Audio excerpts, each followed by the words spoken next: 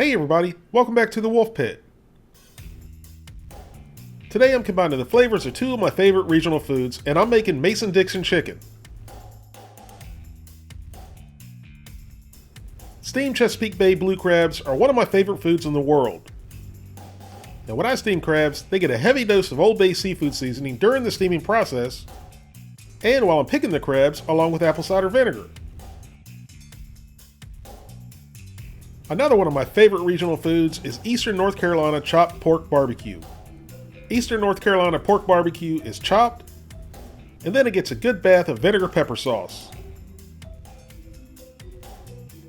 One of my favorite store-bought vinegar-based barbecue sauces is Scott's Red Hot.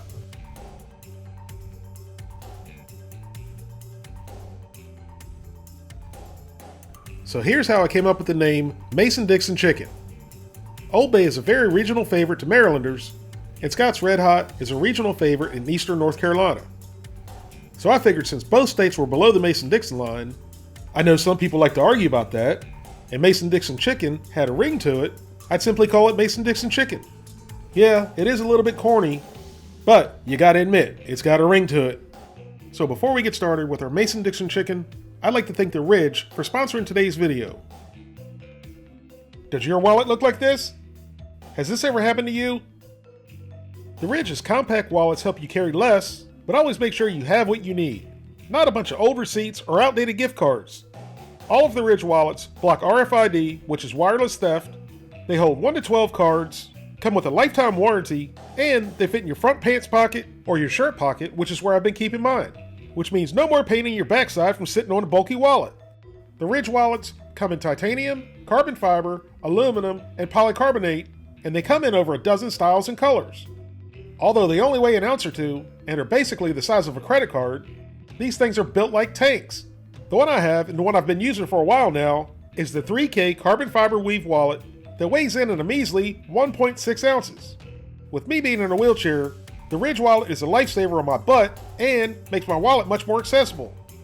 Get your Ridge wallet today with 10% off and free worldwide shipping by going to ridgewallet.com/wolfepit. That's ridgewallet.com/wolfepit and use the code WOLFEPIT when you're checking out. You can use any parts of the chicken you like, but I'm a big fan of dark meat.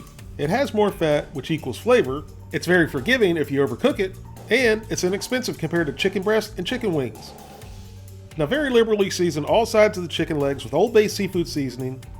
If you don't have any Old Bay seafood seasoning or you can't find it, use whatever seafood seasoning you can find. But remember, if it's not from below the Mason-Dixon line, you can't call it Mason-Dixon chicken. Once the chicken legs are very generously seasoned on all sides, place it into your refrigerator and get your grill preheated. Today I'm using my Gorilla Grill Silverback wood pellet smoker, which only cooks using indirect heat. But you can cook this on any grill over indirect or direct heat. I actually think it might turn out even better over a direct charcoal fire. That's how I cook my roadside chicken, and the base dripping on the coals gives the chicken an amazing flavor.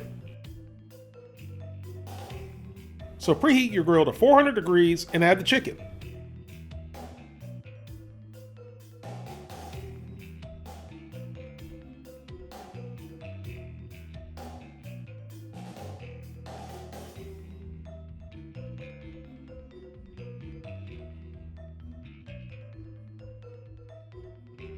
And then close the lid and let the chicken cook for 15 minutes.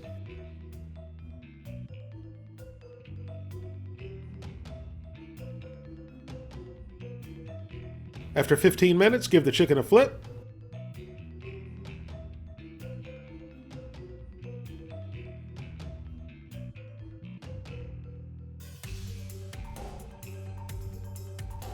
Then close the lid and let it cook for 15 more minutes.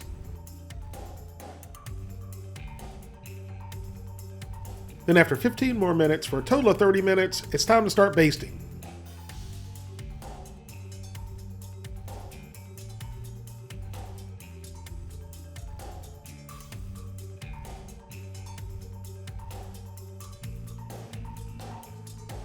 Scott's Red Hot is very thin like water, and I wasn't getting enough of the Scott's on the silicone brush, so after basting, I poured about a quarter cup of the Scott's Red Hot directly onto the chicken and the grill, and quickly close the lid to get the flavor of the sauce into the chicken through steam.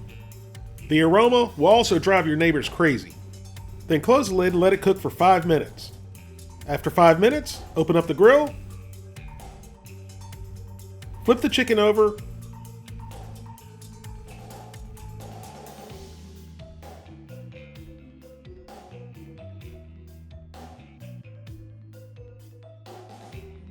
and then baste the chicken again.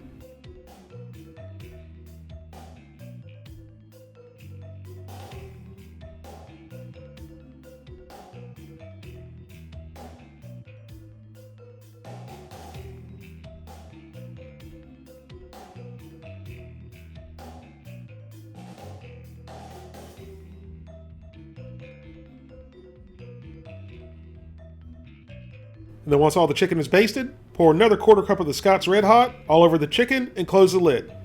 Repeat that process 2 to 3 more times until the chicken is fully cooked.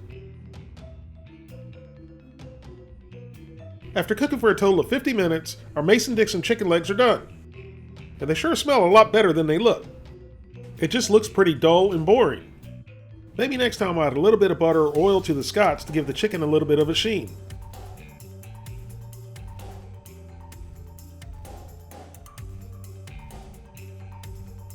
And there you have it. That's all there is to making Mason-Dixon chicken.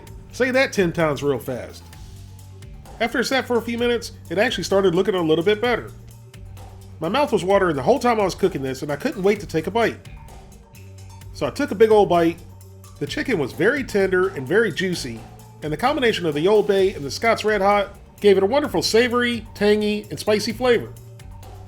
This was absolutely delicious, and something I'm going to try again over charcoal. And besides it being really delicious, it was really easy to make, and I hope you all give it a try. Thank you all very much for watching. Please don't forget to like this video and subscribe, and I'll see you soon.